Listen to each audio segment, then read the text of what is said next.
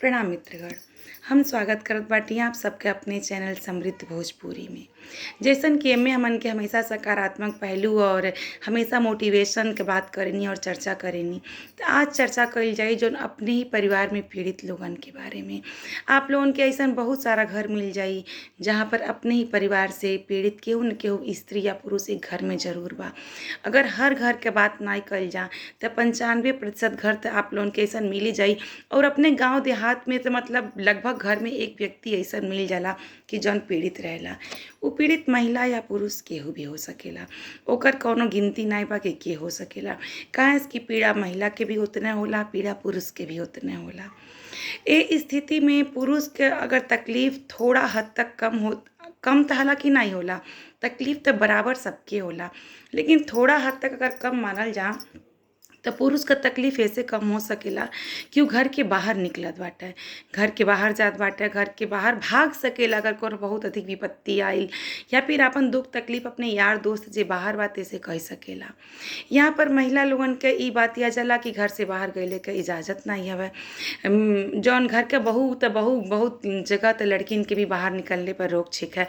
और जहाँ अगर केहू के पीड़ा देवल जात बाटे तो वहाँ तो निश्चित ही हवे कि वहाँ बाहर निकले ना दे के वो घर के जे मुखिया बाटे।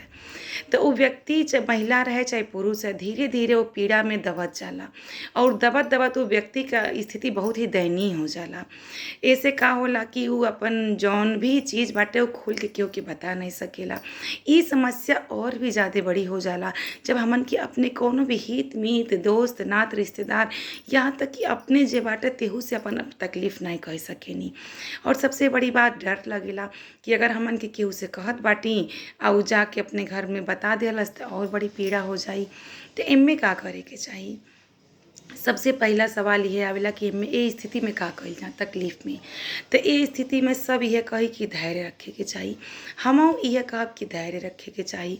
कभी भी कोनो भी गलत कदम उठौले के बारे में नहीं सोचे के चाही और स्वयं की पीड़ा देवले के बारे में तो बिल्कुल भी नहीं सोचे के चाही।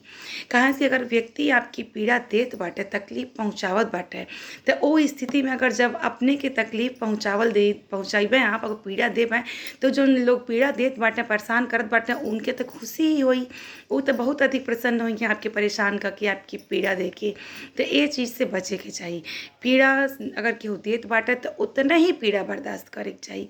स्वयं से स्वयं की पीड़ा तकलीफ ना देवे के चाहिए। और दूसरी बात ये है कि अपने अंदर का एक सकारात्मक पहलू होला, सबके अंदर होला।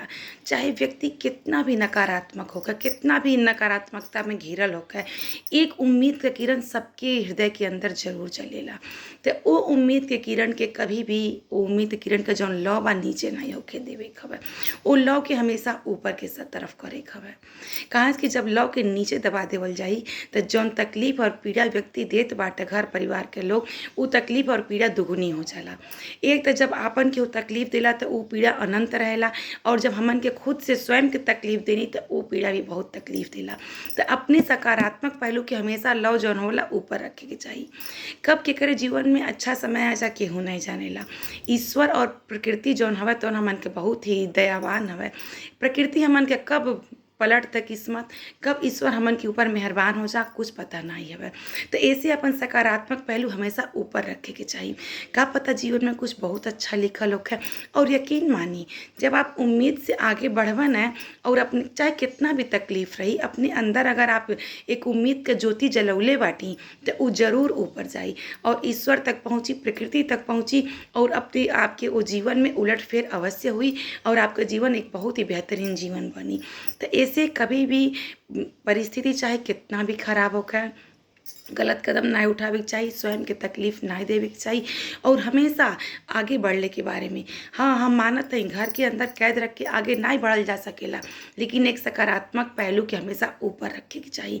कभी न कभी परिवर्तन अवश्य होला और यकीन मानी ईश्वर बहुत दयालु हमें, अपने जीवन में कब का हो जा कुछ पता नहीं है। ऐसे चाहे कितना भी नकारात्मकता रहे अपने जीवन में सकारात्मकता के स्थान अवश्य देवे के चाहिए। जय बाबूसा, जय श्री खाटू श्याम।